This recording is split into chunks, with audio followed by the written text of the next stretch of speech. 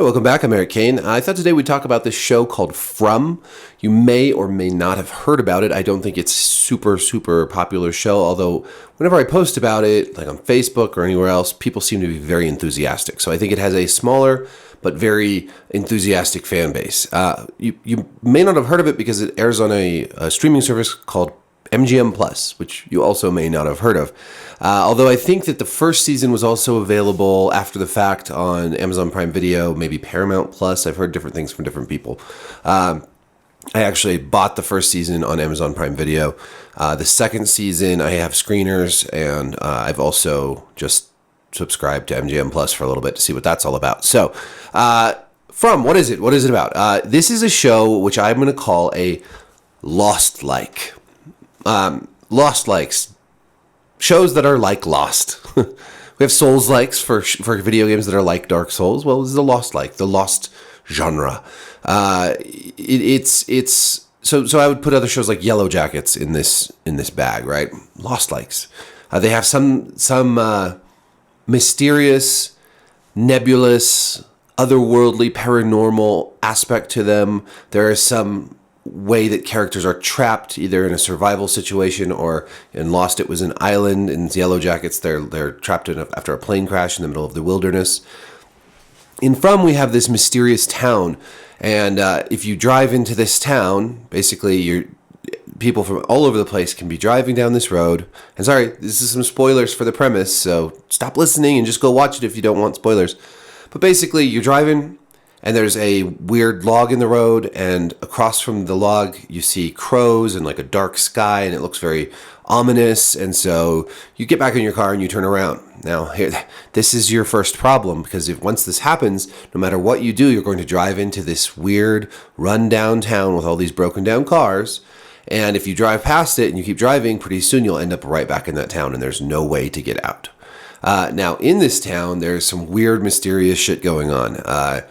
The people there are, they're from all over the place. You don't realize this at first when you get there, of course, but you soon find out that you have to go inside after dark, and that there's bad things that come out at night. Now, I don't want to spoil it beyond that. Suffice to say that this is just a show with a lot of good horror elements and a lot of really juicy mystery. Harold Perrineau, who you will know from Oz and from Lost and a number of other things, he is kind of the lead character, but it's a very ensemble cast. So there's a lot of sort of main characters, different people from all sorts of different places that have been in this town for different lengths of time. And so we sort of follow the Matthews family when they arrive. It's a mom, a dad, and a teenage girl and a young boy. They arrive. They're kind of the catalyst for the whole start of this story, and they figure out what's going on, and they're introduced to everybody. And it's very gory, it's very bloody, and it's very scary. What I love, of course, is the mystery. There's all kinds of mystery, strange symbols. We're in season 2 now, and it picks up literally like 1 second after the end of season 1. We get right into the action, right into what's going on. It's almost like just more season 1, which is great because season 1 was really strong. And we just have been learning more about how much we're still only seeing the surface of what's going on in this mysterious town. And the characters are really great. There's this sort of tech bro rich guy named Jade who at first you think is just like the most obnoxious character, but has quickly become my favorite character, or one of my favorites anyways. He's very funny, and he's very determined to figure out what's going on, but he's also seeing things that other people aren't. So there's some more mystery. The Matthews family, my favorite character there is the little boy Ethan, who views this whole thing as a quest, and is sort of, I don't know, a very heroic figure for being just this young boy. And he befriends this old guy named Victor, who's very strange and has he's probably the strangest, oddest character in the show, and has a lot of I don't know, the most interesting, mysterious things about him and his investigation of what's going on. And then lots more characters. So basically, I don't want to spoil any of this. I just want to turn you onto this show because I think it's really, really good. Now, of course, since it's a Lost-like, there's always this concern that we're going to get burned, right? Pretty valid concern.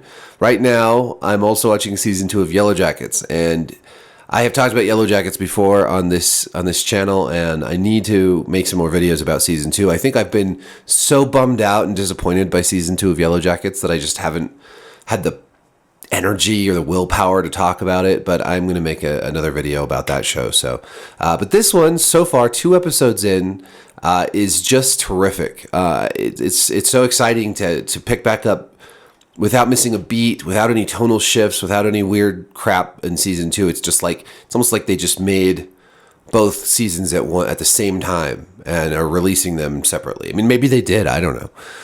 Probably not. But they certainly pick up without missing a beat and they're right back into the fascinating, scary mystery of this weird town that's trapping people in its web. And so, yeah, check it out. I think if you don't want to subscribe to another streaming service like MGM Plus, I think you can just buy this on Amazon or probably some other places. I don't know. If you have Paramount Plus, maybe check there. But definitely give this one a go. I really think it's worthwhile. Of course, it's not a perfect show. There are going to be little things here and there where you're like, that doesn't make sense. But overall, I really don't have many complaints. It's got great music also.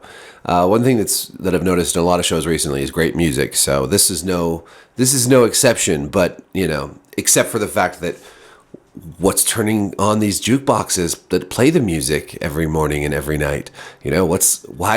Who's choosing the songs? Because it's all part of the actual show. So it's very clever.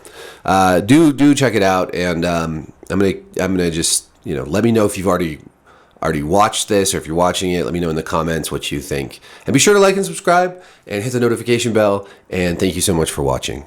Peace.